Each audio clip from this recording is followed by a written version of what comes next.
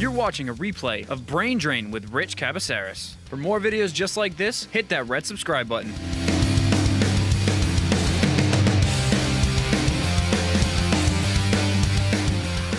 And we're back here on this Wednesday edition of Brain Drain on the legendary 1480 WSAR. I am Rich Cabaceres, coming to you live in your ear, whether it be WSAR.com on the Spindle City Autoglass Studio Cam, where I'm coming to you in your eye as well, Facebook Live, by going to Brain Drain with Rich Cabaceres. You can comment in the section below and join the conversation. We're also listenable anywhere in the world by going to the TuneIn Radio app in your app store. TuneIn, one word, TUNEIN space radio, and then you go into the search bar. Once you download that absolutely free app, type in WSAR, and Monday through Thursday, 9 to 11 a.m., my voice comes to you live in your ear. And just in case you're somewhere else in the world, that is Monday through Thursday, Eastern Standard Time. I'm coming to you live.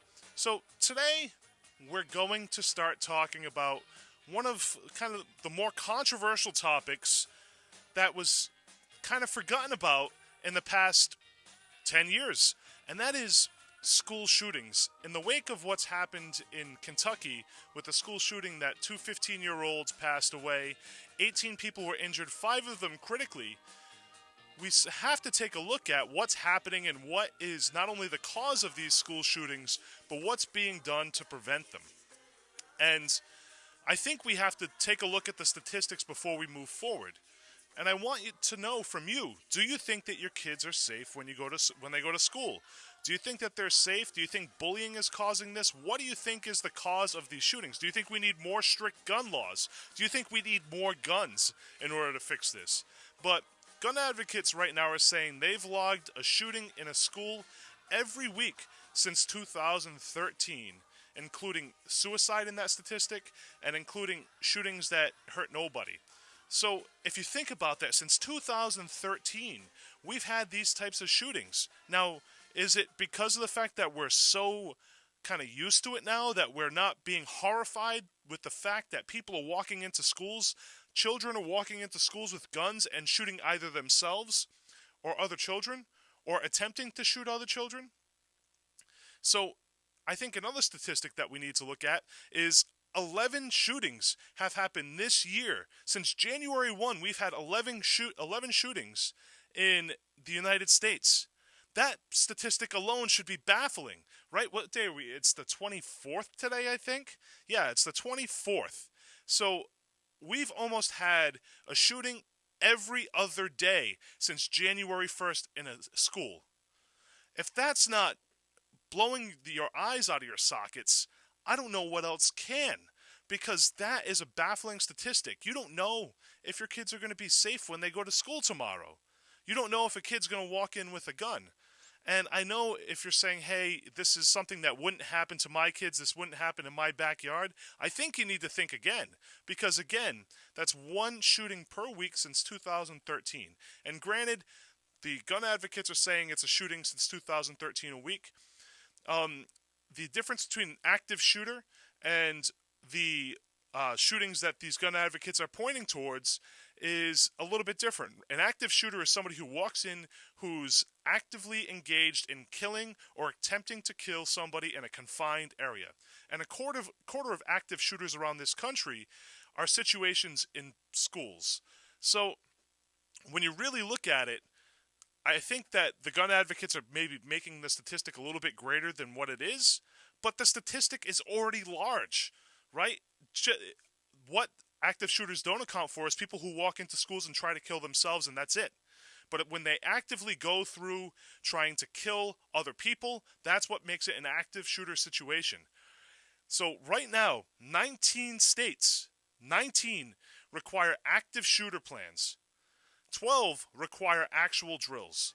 So today we're talking about school shootings, and actually Facebook Live, somebody commented on Facebook Live and they started off the conversation saying, I don't think that schools are safe enough. When you bring up bullying problems, it's overlooked a lot of times. Schools need to crack down on these types of things.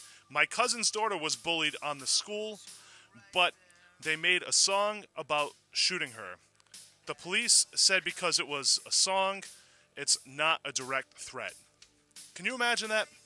Somebody had a song written about them about being shot, and that's not a direct threat. Things like this is what scares me. Bullying should be held to the highest punishment. And you know, that is a good point. We didn't bring up bullying leading up to this, but do you think that bullying is one of the largest cause of these shootings? And bullying leads to depression, right? And unfortunately, a lot of times, people who are being bullied don't feel that they have the chance to go and speak to somebody about what they're dealing with.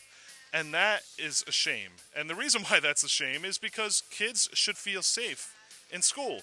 No doubt about it, kids should feel safe going to school every single day. Whether they're afraid of being shot, whether they're afraid of anything, they should feel the ultimate safety when they go to school, just like they feel when they're home. So, we have to ask ourselves the question, what can we do to fix it? What can we do to stop things like bullying? And what can we do to start preventing things like depression? Well, I actually did a little bit of research on this, and the Children's Hospital of Philadelphia, their research institute said, you can prevent things like shootings if you have a certain environment. An environment that is safe, where students feel safe to talk to each other and staff. Second, there's mutual trust and respect between students and teachers and family members. Third, ongoing dialogue and relationships with family and community members. And fourth, adequate support training and resources for staff. So, if you have this kind of environment, according to the Children's Hospital of Philadelphia's Research Institute, you can create a better environment for kids to focus on learning as opposed to focus on protecting themselves. Now, what say you? 508-673-1480. You can join the conversation because right now, 19 states out of the 50 that are in the United States require active shooter plans. Only 19. Don't you think if this is something that's happening so regularly, we should kind of help mitigate this risk? Or do you think that we should try to do it by fostering a greater society inside schools? Or do you think both should exist? Now, of those 19 states, again, 12 require that people go through the process of drilling and teaching their kids. And I saw statistics somewhere that only a third of those states have actually implemented strategies and drills and practice them with the students. Now, does that in and of itself create situations where it puts ideas into kids' heads? Does that in and of itself make kids fearful about going to school? How do you feel if you're a parent sending your kid to school every single day? Are you more inclined to homeschool them? Let's see what you think. Call, you're live on 1480 WSAR. Good morning. Good morning. I was just at a courthouse this morning, and if you walk in there, you got a bunch of people running you through metal detectors. There are 3 or 4 different slots you can go through, checking you out. And if you go through the metal detector and it goes off, then one of the security people comes over and winds you or whatever. I think it should be the same thing in school. They do it for politicians, they do it for people in courthouses, they do it for officials. Why wouldn't they do it for the most precious commodity we have, which is children? Right. It's just baloney. And I think the problem itself is multifaceted. I don't think it's any one thing. I don't think it's too many guns. I don't think it's mental issues or whatever. It's a lot of things that come together to create the problem. And unfortunately, I don't think the solution is any one thing either. I think it's going to have to be a lot of things that come together to you're never going to get rid of it 100%, but you can make the odds better for the victim than for the perpetrator. Now, here's a question for you, caller. I think you hit the nail on the head that there's a lot of issues factoring into this. Now, I think one of the things that we have to do is get somebody to do a study and pass some type of legislation countrywide to protect students. And do you think that the Congress and Senate in its current form with Democrats and Republicans the way they are could get something like this done, or would it turn into a political football? Absolutely not. The Democrats will cry up it's a gun issue, and the Republicans will say it's not. and it'll just be more posturing, just like they just did with the whole 3-day shutdown. It's a game. They play. What people need to realize is the politicians play a money game, and the money game is for them to make money. It has nothing to do with you and I. We're just playing pieces in the game. What can they do to us? Manufacture problems, come up with manufactured solutions, and how do they get rich doing it? That's all it's about. These politicians do not care about the health and welfare about the American public. They don't.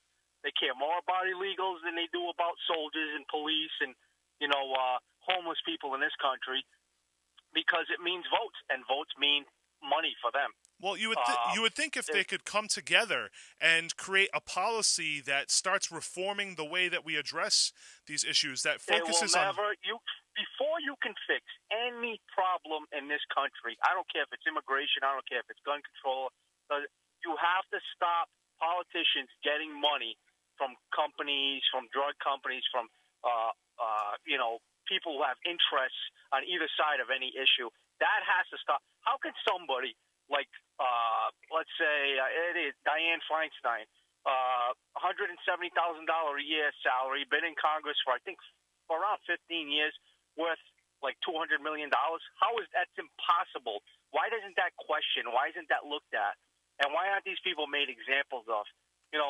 All they do is keep us fighting with each other. Oh, you're a Republican, you're a Democrat. We all want the same thing. Right. You know what I mean? We all want, safety for the kids. Why can't you and I could come up with a solution easier than Congress will come up with a solution? Because we are not interested in getting rich over it. We're just interested in fixing the problem. I think you bring up a fair point, and you can drop the mic on that last point. Thank you so much. Have Later a great on. day. Have a good day. You too. You're live on 1480 WSAR. Good morning. Good morning, Rich. How you doing? I'm doing great. How are you doing? Okay. This is probably one of my least favorite topics to talk about because as someone who has kids, it just makes me nervous to, my kids aren't old enough to be in school yet, but it makes me very nervous to have my kids go to school. I think after Sandy Hook, which I think was just the worst thing for any parent to even imagine, something like Sandy Hook happening, it doesn't seem like anything changed as far as national priorities. And the reason it didn't change is because of Republicans and people who are given money by the National Rifle Association and other organizations like that. And I think school shootings and guns in schools are the biggest national disgrace in this country, worse than the opioid crisis, worse than anything. Because if you can't keep your kids safe in school, I don't even know where to start with that. That needs to be a foundation of having a life in civilization. And how do you prevent guns from coming into schools? What do you think? I think we really need to clamp down on people who are mentally ill that have access to guns. By and large, it's sad to say that a lot of school shootings are mostly some kid is bullied. Their parents have a gun, they bring the gun into school, and they shoot the person that's bullying them. But the kind of carnage that you seem to be seeing when 17 kids are getting shot up, or a classroom of kids are getting shot up, 17 kids, 30 kids, 50 people in Las Vegas, it's people who are mentally ill. This is not an incident of bullying. This is an incident of people who are mentally ill are having access to this high-powered weaponry, and they're killing dozens of people, and in this case, dozens of children, which is disgusting. And I think there needs to be way tougher restrictions on guns. And if anyone disagrees with me, I would ask you, how do you feel about sharing the roads with people? They all drive terribly. Now think of the person that drives terribly and upsets you during your morning commute, and ask yourself if you'd be okay with that person having a weapon. The answer is probably no. Well, I think you made some great points, and I'm sure people are going to have opinions. I can tell you right now, the lines are lighting up. So thank you for your points. Have a safe drive. Enjoy your day. Good morning. How are you doing today? Good morning. So what do you think? I actually think there should be a class on bullying. A class on bullying. I think that makes sense. So we can talk about being more accepting of others. And that might happen already. I mean, we're fortunate. We haven't had many. I can't remember the last time Massachusetts had one. But we have very strict gun laws. But I really think where these kids have so many free periods that there's time to do a bullying class. And the effects it has on the person you're bullying. And that's the other question is there time in the curriculum to allow for a bullying class? And I would say in Massachusetts or around the country, I think the same question applies. Kids are so focused on standardized testing today that they're losing things like civics and the arts. Would they make time for bullying? Right. And I agree. But I think that there comes a point in time that they need to make time. Yeah, and I think you're right. When do we start focusing on I would start in elementary. But I mean, when do we start focusing on the education of the child as opposed to how much it costs? We should focus on the education costs, period. Not even count the education costs. Right. It should be based on the children. Because if you want to have a good society, you cannot have bullies. And I hate to say this, I think they haven't really released the details of this last shooting, but I really think if a parent doesn't have a firearm that's secured like it should be in Massachusetts, and that's all I have to compare it by, is the parent should be held liable. The other thing is bullying the sole cause of these issues. Are kids dealing with issues at home and then decide to walk in and shoot up their school for attention? There are so many other things that are factors here. There are a lot of unknowns. Right. So we're talking about things like depression that could be caused from anything. We're talking about things like mental disorders. We're talking about things see at home. Like gun regulations. Do those need to change? Do policies in schools need to change? Do we need metal detectors? Do we need more security? Do we need less security? Do we need to be more open? There's a whole bunch of things that could the security would be hard, and let's just say why. Because I don't know many kids that don't have to wear a backpack to carry their stuff. Okay, unless you make it like an airport thing where every backpack goes through detector, and then the person, you have to walk through like an airport. Well, and then there's another question. If kids are walking through metal detectors in the morning, do they feel more safe or less safe? I think they'd feel more safe. I think you bring up some great points about bullying. I think your feelings about safety I think a lot of people feel that way. So I appreciate the call, and have a good day. You too. You're live on Brain Drain with Rich Cabaceras. Good morning. Hi, Rich. Hi. Listen, this is the first time that I'm calling. I'm going to give you what I think about it, because right now I have 3 great-grandsons, and every one of them is being bullied in school, Rich. Wow. And they go to the teacher, and I blame the teachers. First the teachers to listen to these children, try to do something about it. My granddaughter's gone to school more than once. The father has gone to school to try to correct it, and it continues. And this is why these kids end up getting a hold of these guns, and they figure the only way they can resolve the bullying problem is by going and do this horrible things that these children are doing. Horrible. My great-grandsons, 3 boys, have been bullied from day one. My granddaughter goes crazy going to the school. I'm not going to name no schools or anything, and nothing is being done. I believe the teachers should listen to the children, get the parents of both children in there, listen to both sides, see what can be done. If that can't be corrected, you go to the principal. If the principal can't do it, you go to the superintendent, whoever you have to go to. And then they got the nerve to say, Rich, that it's zero tolerance. It is not. And I'm here to tell you that I have 3 boys in school, and every one of them is being bullied. And those kids come home sick, depressed. They don't want to do their homework. They don't want to go to school. Nothing gets done. It's a damn shame. And then you hear these horrible things that these children are going into the schools to do. It's because they feel they have no other way to get these kids to stop bullying them. If the teachers took charge, if the principals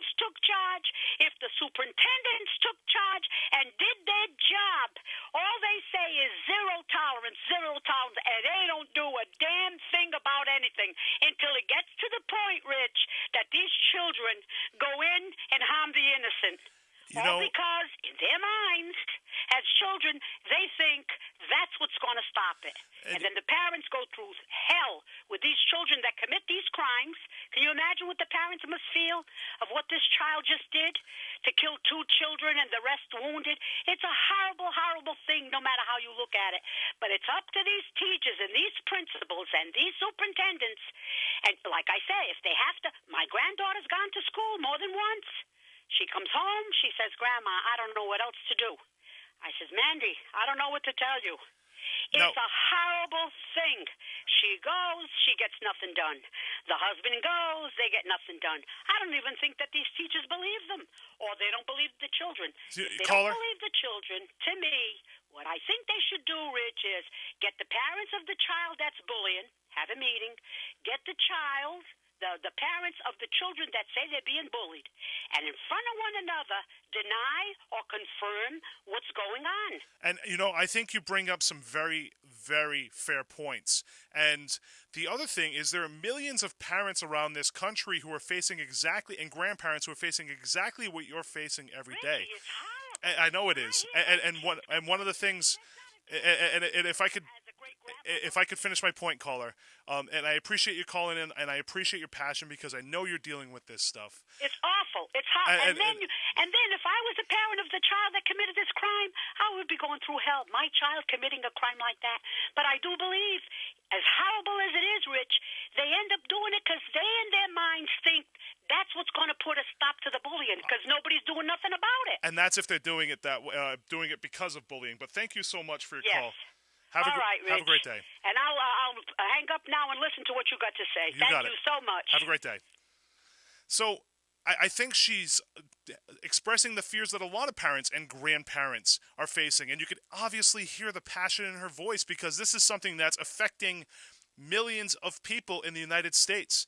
And it's shameful that we, instead of try to put bullying down, it seems that bullying is almost condoned. And there's no better place to see where bullying is condoned than in political rhetoric, right? Not between politicians, but the way that people talk about politicians. They don't focus on policy. They focus on the way a politician looks, or whether they like somebody or they hate somebody. And kids see that, and they emulate that. Or they go online and they post comments about somebody, not because of what they're doing and what they're not doing. It's based on the way they look, based on false accusations, and kids are emulating that in schools. So think about what the kids who are facing that in the schools have to deal with. Think about when you were in school and if you were bullied, what you had to deal with. You're live on 1480 WSAR. Good morning. Good morning. I have a little bit different take on this subject. Sure. How did we get here? I think I raised my kids, and we didn't have cell phones yet when they were in high school, so I didn't have to face this. But since then, you've got the cell phones. You've got all of these games on television. I remember the first games that we had for television. It was a little dot that went back and forth across the screen, harmless, right? And then the little characters that used to go chomp, chomp, chomp and eat up the characters on the next line. Well, the chomp, chomp, chomp guy may have influenced you to start killing people. Maybe, but it went from there to when I saw grandchildren had a game one time for Christmas. It was out and out murder. Knocked the person off the motorcycle, splat, and then it's. So my point is, I think that a lot of this technology has desensitized both children and adults to what violence and bullying and all of that is. Because if you see it over and over and you play these games and the kids are on their phones with goodness knows what, that's going into their brain and helping to form them every single day. Now, I'm not saying we need to take away technology. Technology is excellent. We couldn't live our lives today without computers and technology. But I think parents, one thing they could do is limit, especially the younger children, to all of this violence that they're exposed to, supposedly called games. A game should be fun, not violence. Well, and to that point, the argument has been made for an extended period of time that video games are causing violence. And I don't know if there's any statistical data to support that, but your opinion is not an opinion that you have alone. A lot of people share your opinion, and I appreciate that opinion. So, too, if you watch, I'm going back on television and I'm watching the PBS channel and other things like that because I can't stand the violence. I remember years ago when they had, I won't graphically describe anything, but if you saw a police program and you saw a little bit of blood, okay, you were shocked. Nowadays, if you put on one of these detective shows or victim shows, whatever, the artwork on the body and everything is so graphic that I can't even stand to look at it. thank you for your points. Have a great day. You too. Bye-bye. Bye. You're live on the legendary 1480 WSAR. Good morning. Hey, I called you before, but I forgot to say something very important, and I'm kind of ashamed of myself for not saying it. And the lady, not the last lady, the lady before kind of made me think about it. And in my anger towards the politicians, I forgot to address what was really important. That's the victim. And as somebody who was bullied in school, that lady, not the last lady, the lady before her, with her frustration with her grandkids getting bullied, she's absolutely right. When you go through that, you get suicidal. You get, you reach out for help. You talk to your parents. You talk to the teachers. You talk to the guidance counselors. You talk to everybody. And when there's no help available, you start to begin to think the only relief is like extreme violence on these people. How can I, you know what I mean? How can I even the odds? How can I make it stop? And you're willing to pay any price. I'm telling you right now that I understand why kids go in and shoot places up. I really do understand because they're at their end of it. In my opinion, they're at the end of their rope. There is no more relief, and they just want it to stop. I truly believe that if you could make every person alive feel like somebody who's going through it, who's getting bullied, there would be no bullying. Because if everybody could experience that, the world would actually be a better place without actually having to, you know what I mean, deal with the consequences of it all and all that. I got lucky. My parents brought me to a cousin who was a boxer and had a gym. And once I figured out that I could fight and I started standing up for myself, it changed my life. But not everybody's that fortunate, and not everybody gets led in that way. I had a father who said, you got to stand up for yourself, and pushed me to do it. And I have to hold you there because you are kind of calling in a second time, and no, I appreciate your point. I apologize to the rest of the listeners. It was unfair for me to do that, but I thought it was important to get that point. You got it. I'll leave it at that. And I appreciate it. Thank you again. Yep. And I want to go to the Facebook Live comments. Somebody says, how do you not see your child is going through so much that they feel the only option is to shoot others who are making their lives miserable? Pay attention to your kids so others won't have to bury theirs. I'm sorry. And somebody else says, I think we need to have drills and awareness. Everyone is always in the mentality that won't happen to us. Spreading the word makes awareness. And lastly, somebody says, this is something our children have gone through for years without serious action taken against the bully. So everybody is making some great points and very different points on why something like this is happening and what we need to do to fix it. You're live on 1480 WSAR. Good morning. Good morning, Rick. How you doing? Good. I feel for that grandmother. She did mention the name of her daughter. I'll pray for that girl tonight. But what I would suggest, Rick, is that the superintendent of schools, I would suggest that Mr. Malone would go to, when they have neighborhood associating meetings, and hear directly from parents. I think that you make a great point, and one of the things that's happening here is I think the superintendents of every school, and if you could turn down your radio in the back, please, that'd be great. Okay. But I think one of the things that we need to do is we need to start focusing on superintendents being more involved in their community so they can talk to parents directly. And that's not necessarily towards the city of Fall River or town of Somerset, Swansea, Westport. That's nationwide. If they're involved in their community, they'll be able to combat some of these things before they become an issue. Yeah, I agree. Like most recently we had the pipe break at Durfee. Now that pipe broke, and that issue was taken care of. I mean, that lady said that, they claim zero tolerance, but she also said that her daughter's been to the school more than once. It should only take one time. I agree. This matter. But do they have an adequate means to either detect bullying or eradicate bullying? I don't know if that's been done yet. But well, if you text bully someone, you can actually have the police sent to that texter's house. That's actually almost like an act of terrorism. I think it's one of these things where if somebody, and I'm saying detect, meaning that. Oh, I thought you said text. No.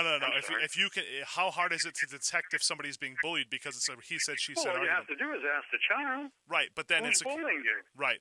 Now you go to school and you say, my child is being bullied by whatever the name of that child is. Thank you for your points. And a stop has to be put to that, Rick. Thank you for your points, caller. I agree. Have a great day. So the other thing that we need to consider as well is how hard is it to detect bullying, right? Because somebody says that I'm being bullied, it's a he said, she said argument, and the teacher or the principal and somebody is in the middle trying to figure out, is this person being bullied or are they not being bullied, and what do I have to do to solve this problem? It's a difficult situation to be in, and I think you kind of have to step back and see what it would feel like if you were there. You're live on 1480 WSAR. Good morning. Good morning, Rich. Just to tone in on the topic, the real problem is the schools should be the apex of the community. All of the resources should be going to the schools to prevent things like this and make sure the education happens. And they're not. They're the last number on the line item. They're the first thing to be cut. And for anything real to happen on the federal level, you need a bipartisan miracle because, the gun companies say guns don't kill people. And that's true, they don't. It takes a person to pull the trigger. But on the other hand, why is that gun in the wrong place at the wrong time? They won't even sit down to table a conversation on it. If they could do something more locally, that'd be great. But the problem is school teachers claim they don't get paid enough money to do all this stuff. Administrators say they don't get paid enough money to do all this stuff and keep up with MCAS. And principals and all the way up and down say the same thing. They should go down to the Columbia Club on North Main and see what a hard-working person that makes half their money can actually get done in a day's work, so they can stop complaining and start actually providing the service that we require them as a civil servant. Love the show, and thank you for taking my call. Thank you so much. Have a great day. And, the question is do teachers need to do more or do they need to do less? I think that's a fair point that you're bringing up as well. You're live on 1480 WSAR. Good morning. Well, good morning, sir. How you doing today? Hey. And just to give you a heads up, we got a minute left before the news break, so you're going to have to be quick. brief. You got it. Yep. 30 years of school shootings. You got it. What has been done? Right. It's mainly a male. Right. No females. Well, and to say also when you look at serial killing and stuff like that, usually you're dealing with a male. And that is, do we need to kind of work more on counseling? Do we need to let people express their feelings more so because they're kind of lashing them out in ways that are inappropriate? What say you? Sure. Certainly we can take safety measures and all that good stuff, but there's something there, and I don't know what's been done about it, that's for sure. All I know is was in the 90s started, really. Yeah, well, you figure Columbine was probably the big start of what became 2013 to today, a shooting a week. Because these schools didn't lock, the doors didn't lock, and that was the first thing we did was put a system on their locks. But all right, what does that prevent? I mean, if the person's coming in. So, but it's a male. Well, I mean, what studies have we done? That's my question as a parent. We're going to the news break. Thank you so much for your points. And it's something that people can ponder over the news break. And we are going to continue the conversation about school shootings. And this is in the wake of the Kentucky shooting that killed 2 children. 18 were injured, 5 of them critically injured. And we're talking about what you think is the cause of this. Do you think it's bullying? What can we do about bullying? What can we do to make our kids safer? What can we do to make them focus more so on education than their safety in their own school? And there's a couple of Facebook comments on this. Somebody said, I was bullied in school.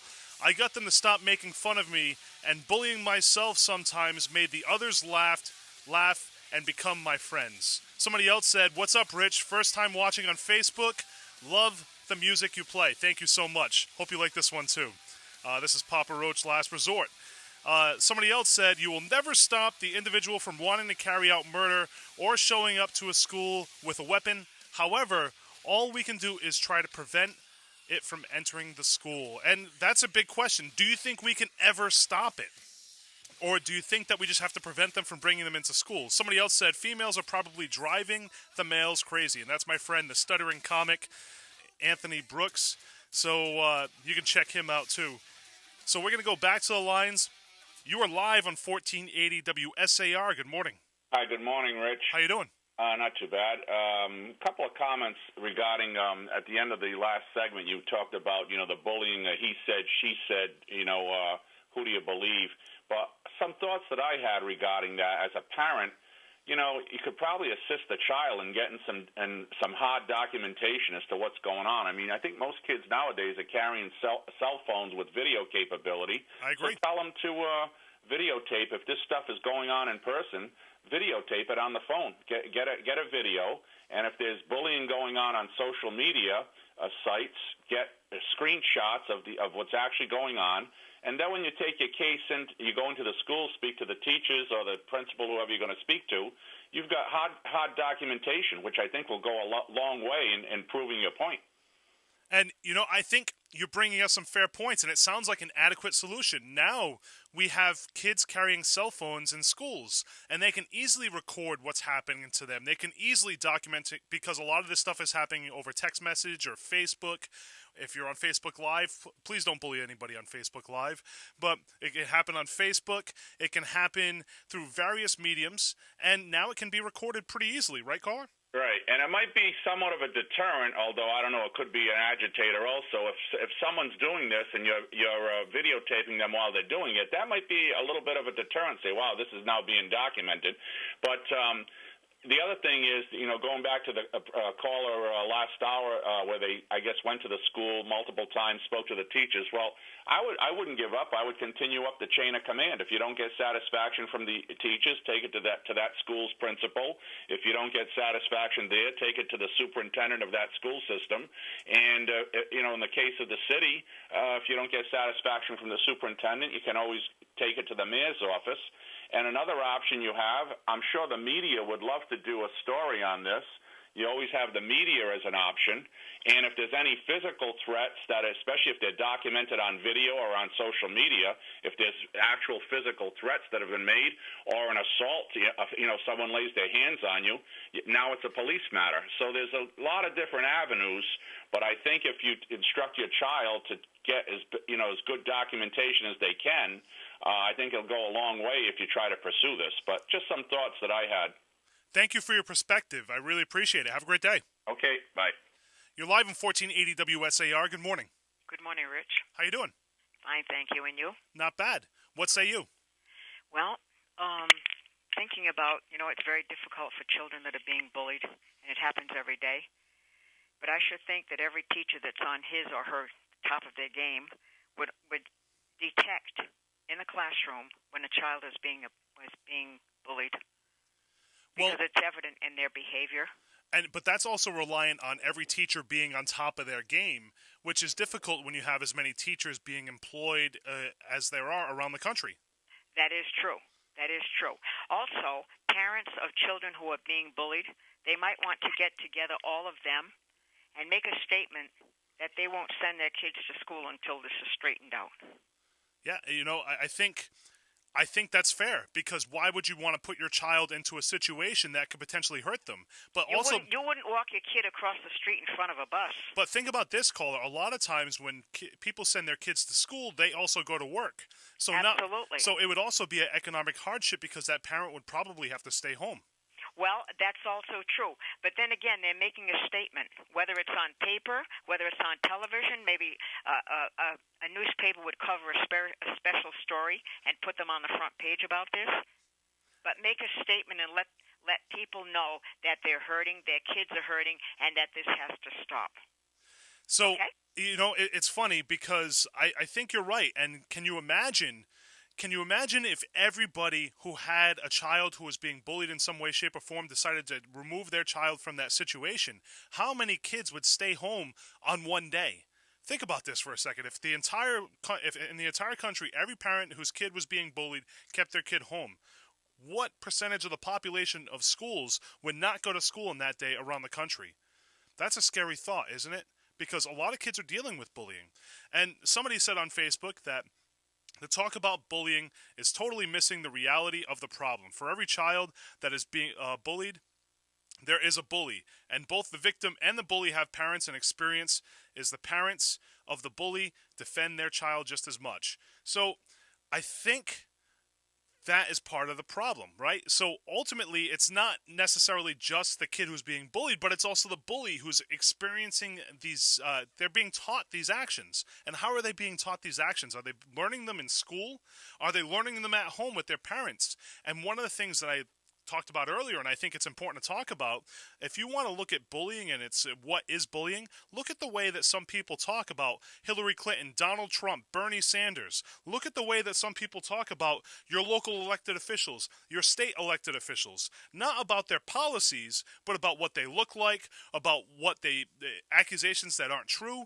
And kids are picking up on this, right? Look at the way that they talk about actors and actresses. That is bullying to the TV or somebody that you don't know, and kids are learning that action, going into school, and bullying. But is bullying the sole cause of this? Do we need to focus on gun reform? Do we need to put more guns in people's hands? Do we need to put less guns in people's hands? Do we need to make schools safer? Do we need to educate teachers more so and principals more so to create safer situations for kids where there's, as the Children's Hospital of Philadelphia Research Institute says, in an environment where students feel safe to talk to each other and staff, mutual trust and respect exists, ongoing dialogue and relationships with the family and the community exists, and adequate support and training and resources for staff. So do we create that situation, and should there be more than 19 states that require schools to have an active shooter plan? What say you, caller? Hi. Some schools, I believe here in Fall River, between the bullied kid and the bully, they have the two families meet and they try to remediate. And in some cases, after they all left the school, the bully's parents went after and tried to fight with the abused kid's parents. So, you see, sometimes it's coming from the home. A little child who's a bully may have a bully father or mother or both. Because I know somebody this happened to, okay? Yeah, and you know that... And this happened, and I also had a family member years and years ago. This goes back to the old Henry Lord. I had a niece there, and a girl was bothering her because she didn't like her hair. So the parents went to school, talked to, in fact, Henry Hodgson was vice principal then, talked to him. He talked to everybody. As he left the school that afternoon, the bullying girl's mother and aunt beat him. Now, here's a question for you, caller. Do you think that bullying is a trait that you're born with, or do you think that bullying is something that you learn in your environment? I think it's both. Really? I think it might be both. Okay. I've seen some people who were bullies. They were always fighting in school, and when my kids were in school, and I see their names in the paper now, and they're in jail. Their kids are in trouble. It seems to be just passed down. I mean, if you're from Fall River, read the papers, see who you went to school with, and well, how old are you, honey? What are you? You like my son's age, 40-something? I'm 34, actually. Oh, okay, yeah. Well, yes, yes, I do. I remember I met you because you were on the fire department with one of my family members. How about that? So anyway, think about it. You look in the paper. You're going to see people who are in trouble. Their parents were in trouble. Their grandparents were in trouble. You know, talk to your family members. You'll find out. It's. I think it's a little bit of both. Thank you for your points, caller. I really appreciate it. But when they do have these meetings, they've done it here. in Fall River, and this person talked about it afterwards. The bully's parents came after the victim's parents, and they ended up having to call the police. So, again, thank you for your points, and I do really appreciate it, and I want you to know why I appreciate it. I appreciate it because this is a difficult topic to talk about. This is a very, very, very difficult topic, and a lot of times people, the only thing that they have is the experience that they've had with their children, their grandchildren, the experience they've had themselves, and the only way we can start solving this problem is for people to speak out openly about what they're facing, what they're seeing, because that is the only way that we are going to get our elected officials to start really acting on this. Because again, this has been a problem since the 1990s, and very little has been done to solve this problem. And again, as the study had stated, since 2013, we've been averaging a shooting a week in schools. Think about that for a second. A shooting a week in schools. Now, granted, that wasn't the active shooter situations. That includes suicides and stuff like that, but majority of them would be active shooter situations. So we need to do something differently, and the only way that we can do that is by talking about it in platforms like this. Talking about it, talking about the experiences that you face, and talking to your state elected officials, talking to your federal elected officials, having a dialogue with them, sending them emails, and letting them know how much you care about the safety of your kids when they go to school every single day. 1980, we're going to dive right back into the Facebook Live comments. I think a big part of this epidemic stems from the nucleation of American families. We no longer have a widespread multi-generational households, and children receive less care as a byproduct of that. Thank you. I think that's a good point. Also, personally, I think bullying stems from some sort of mental or emotional issues at home. Somebody else says the stress of the home environment where they're being abused, so they get out and act out good abuse to others. Some children have an issue of learning, and the only way not to bring attention to their learning deficits is by acting like a bully. And I think those are all fair points. We also have a music request. We'll see if that happens later in the show. So thanks for paying attention, guys. Thanks for adding to the conversation. And I think as this conversation is morphing, we've been focusing on the bullying aspect of this conversation. But the question is it just bullying? Is part of it a systematic problem?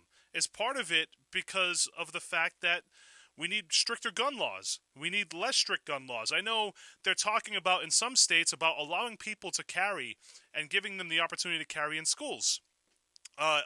Adults, because they have to have a permit to carry, but to carry firearms in schools. Would that reduce the amount of bullying, or not bullying, but shootings? Would people be less likely to shoot knowing that a lot of people in the school have guns? Or would it be the opposite? Would people still go in and shoot because they're potentially suicidal when they walk into these schools? This is legislation that's being talked about right now. And also, I think we need to talk about what we're doing to prevent active shooter situations in schools. Right? 19 states, 19, require active shooter plans, and the other 31, who knows? But that is alarming, considering there are 50 states in this country. 19, not even a majority, 19 have active shooter plans.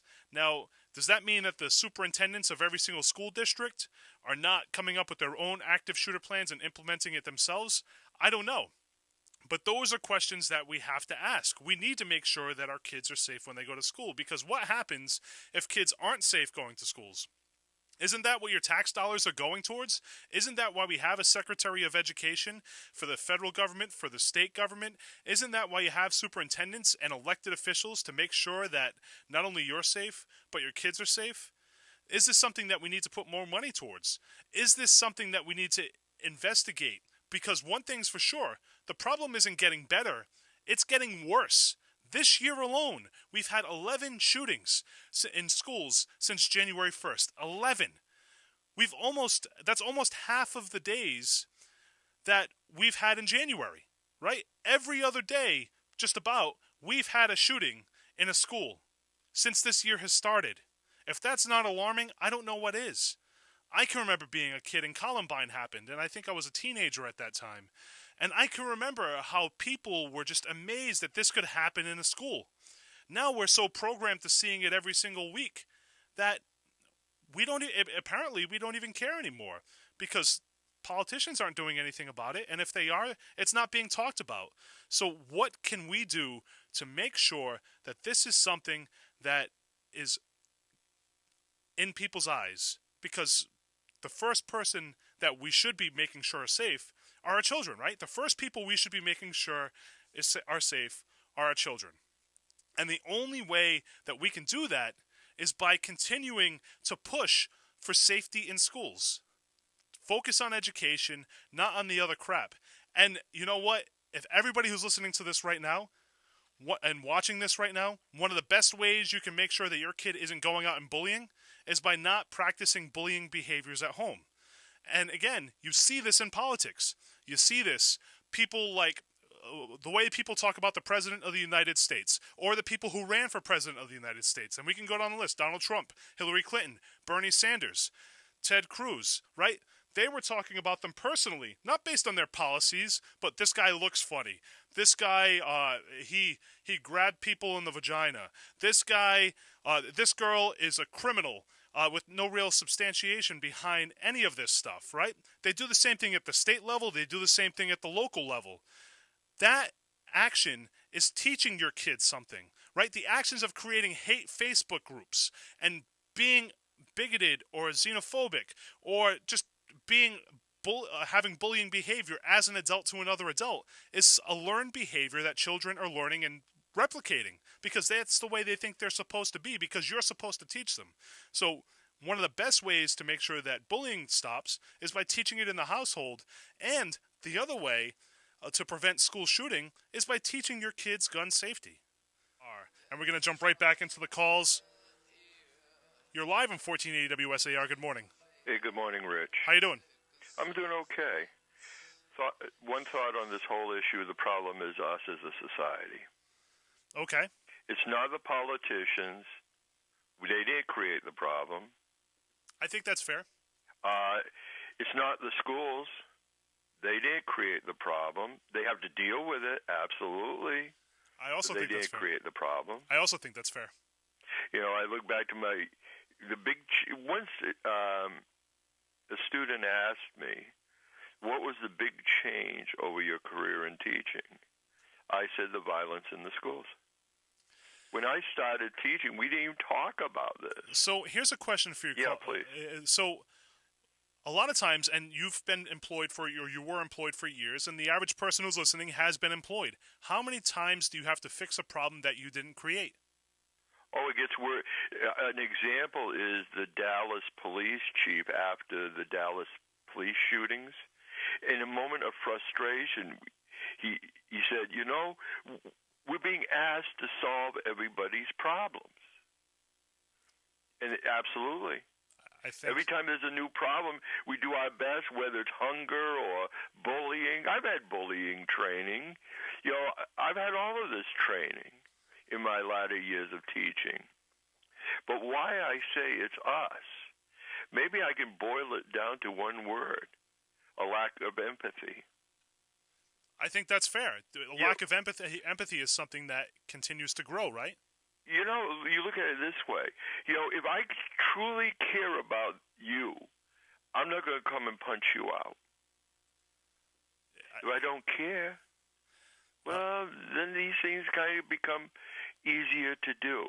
And there's a lot of things that have fed into this.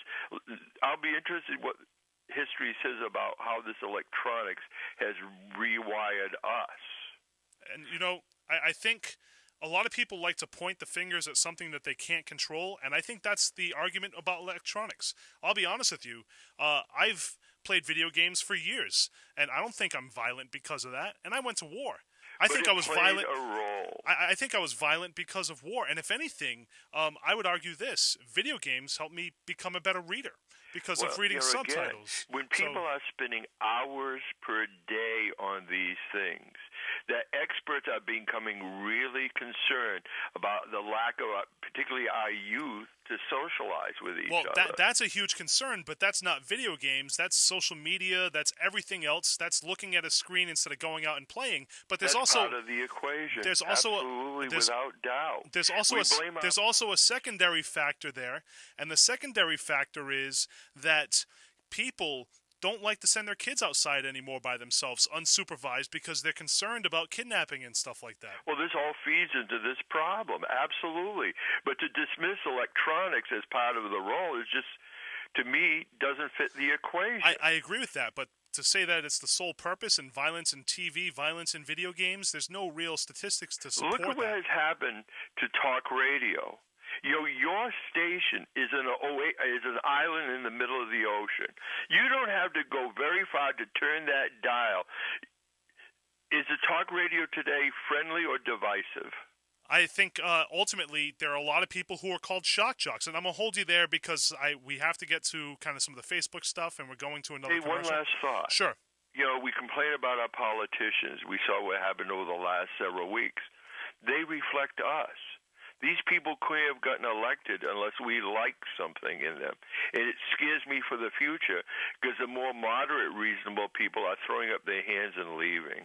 Well, have a good day, sir. And the media is making tons and tons and tons of money, the mainstream media, on focusing on the divisive people. And there's no better indication of that than the presidential election, the presidential race, right? And you can look at the Republican National Convention, or not the Republican National Convention, but the Republican debates, when there were 4 people on stage, and the cameras would zoom into the 3 who were calling each other liars, as opposed to the 1 who was talking about solutions. Think about that for a second. We continue to glorify those who argue and yell and scream back and forth at each other. Reality TV does the same thing, right? So what do you think people do when they go to school? They emulate some of these people who they think are supposed to be the adults that they're supposed to look after. Somebody on Facebook says, I haven't been listening too closely today. Well, I'm sure you're listening a little more closely now, but I think you're the only person that said it. The conversation needs to start at home. Parents need to stop being afraid of their kids and afraid to discipline them. Just what I see. Parents want to be their kid's best friend these days, and a lot have that not my child mentality. And, I hear that a lot. My child wouldn't do that. I can't believe that my child did that. Or it has to be your child because my child is too good to do something like this. That's a very fair point, but I think it's one of the many things that causes school shootings, which is really what the topic is about today. What causes this? And is this a learned behavior? Is it something in the DNA? And what can we do to make it better? Somebody else says they go out and act out their abuses on other people. Sorry for the misprint. So, yeah, thanks. I appreciate it. I appreciate the clarification. A lot has to do with mental health.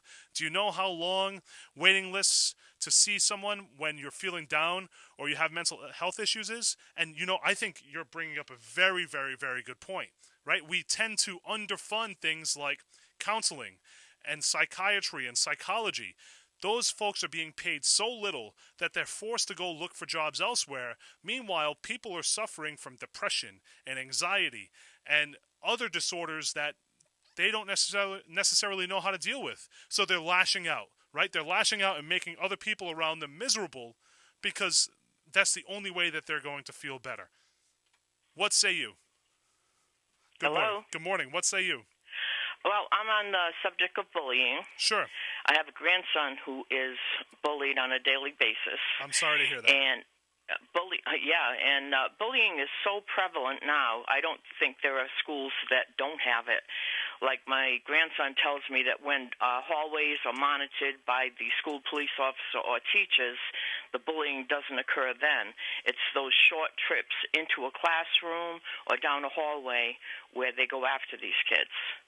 And my feeling is when these kids are bullied in the younger grades and as they go into high school they're still bullied, it absolutely destroys their self-esteem and interferes with their ability to get an education. I say they should make bullying a misdemeanor crime. And if you're charged with bullying, these kids should go before a judge. And if it is in fact determined the bullying incident is taking place, they should be ordered into a counseling program that will determine, is this someone bullying because they're being bullied at home, or is it just because they feel like they want to pick on somebody less defendable? And if they successfully complete a program that these counselors determine will have headed them in the right direction, then that offense would be removed from their record. Well, something else to consider too is, are they bullying because they're being bullied at home, or are they bullying because they're seeing their parents or somebody around them bullying people? Well, if they were charged and put into a counseling setting that was designed especially to make that determination, do a little investigating, see if this child is being bullied at home. Well, here's a prime example. Look at what's happening on Facebook, right? Facebook right now, you can go on there and you can see somebody speaking negatively about somebody's personal traits, about something that may or may not be true, and kind of degrading that person. And probably to make themselves feel better. And that happens time and time again to politicians, to actors, to other people who they live around. Now, are adults teaching the kids these behaviors? In many cases, they are. Because in many cases, as a previous caller stated, if you do ask to meet with the parents of the bullier, they then retaliate against the parents of the victim. So that their mindset is that that's okay.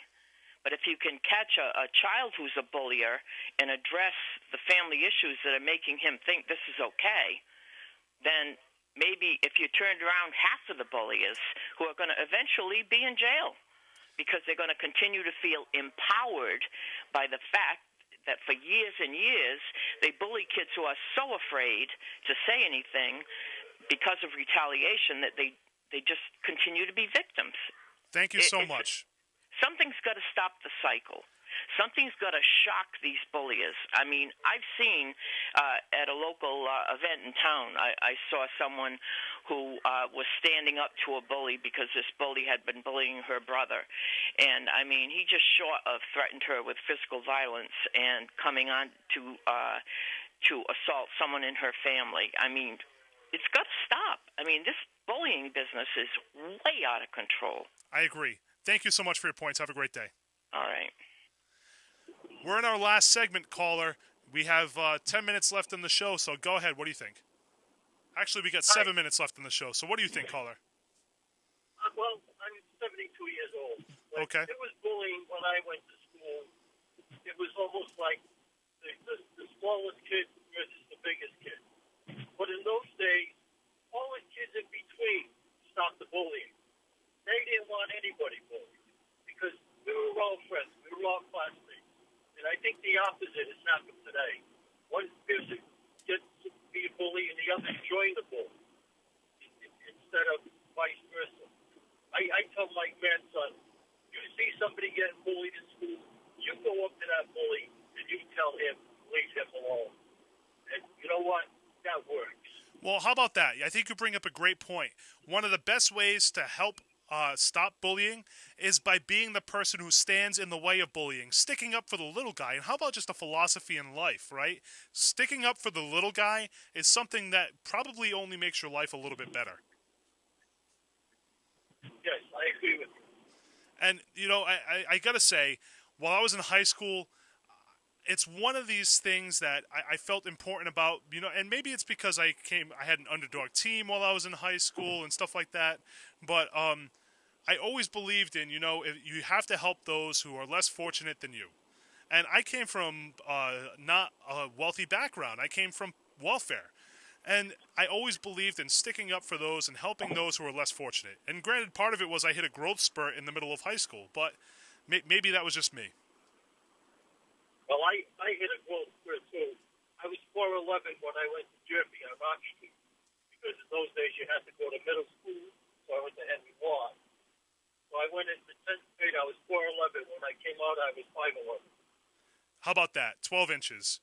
So thank you so much for your call. Have a great day. And just to kind of continue the conversation, if you want to call in and join, we have a few minutes left. 508-673-1480. Somebody asked, was the band that I just played Tavares? And no, that was a shout out to my friend, the Stuttering Comic, Words Don't Come Easy, by request on Facebook. So to kind of talk about the topic a little more, I want to bring up some key statistics that I think we need to remember. Since 2013, we've averaged a shooting a week in schools. There's been 11 shootings at schools since January 1st of this year. That is shameful. We need to do something differently about this. We need to start reaching out to our elected officials, our congressmen, our senators. We need to start reaching out to our local elected officials and our state elected officials and making sure that they're actively working to create a plan that is going to keep our children safe. Because there's no reason why your kids should have to go to school in a situation that is unsafe. They should be focusing on learning. And again, the Children's Hospital of Philadelphia Research Institute says that children are safest and school shootings reduce or eradicate in in situations that students feel safe to talk to each other and staff, mutual trust and respect exists, ongoing dialogue and relationships with family and community members exists, and adequate support training and resources are available for staff. And a lot of those sound like funding is one of the key issues on why this doesn't exist. So how about this? How about we start taking these situations of school shootings and we stop making them political footballs? We stop pointing at just the guns. We stop pointing at just the bullying. We stop pointing and blaming the parents, the politicians, the teachers, the faculty. We stop pointing the finger and we start focusing on solutions. We recognize all the problems that exist around this, and then we start saying, hey, what can we do to solve all these collective problems to make sure that kids don't go to school and run the risk of getting shot? And I know if you're sitting home and you haven't had to deal with a school shooting before, you're saying, well, that could never happen in my neighborhood. Well, think again. Because you know what? We need more than metal detectors. We need more than cameras. We need more than teachers having a more active input, which we should have anyway. We need more than faculty going and talking to communities, which we also should have. We need to start focusing on a collective way to make this happen. And the only way that that's going to happen is by... Hold on one second. Hey, quiet down over there. So, unfortunately, I just got interrupted by some music, so I feel like I'm hanging out in an apartment with somebody blaring the music on the outside. And, anyway, let's start focusing on these issues. So, the only way that we're going to do that is by coming up with a collective solution. And that collective solution is by working together, getting Congress and Senate to work with Republicans and Democrats working together, as opposed to standing in the extremes, getting the mainstream media to stop doing what they're doing and pointing to extremes and saying, hey, this person is going to make us more money, as opposed to reporting the news, right? This is an opinion show, and granted, these opinions are coming solely from me. That being said, I hear what you're saying. We had multiple people call in today and talk about how they were bullied. We had multiple people call in today and talk about how their kids and their grandkids are being bullied and they don't know what to do. That they say zero tolerance, but zero tolerance is just words. And unfortunately, words aren't going to do it this time. Kids are dying. Kids are killing themselves. Kids are killing other people. And they think that guns are part of the solution. So maybe gun safety is part of it, right? Because ultimately, to say that we're going to just take guns away from everybody probably isn't the answer. To say that we're going to put guns in everybody's hands probably isn't the answer. It's probably a happy medium between the two. But that's the answer right there. Coming up with compromises, coming up with solutions that benefit the greater good of everybody. And that's in the school department, that's in politics, and that's in your household. One of the best ways to solve this issue, set the example. Set the example for your kids, your grandkids, the people around you. Live a better life that way. You've been listening to Brain Drain on the legendary 1480 WSAR. I am Rich Cabaceres.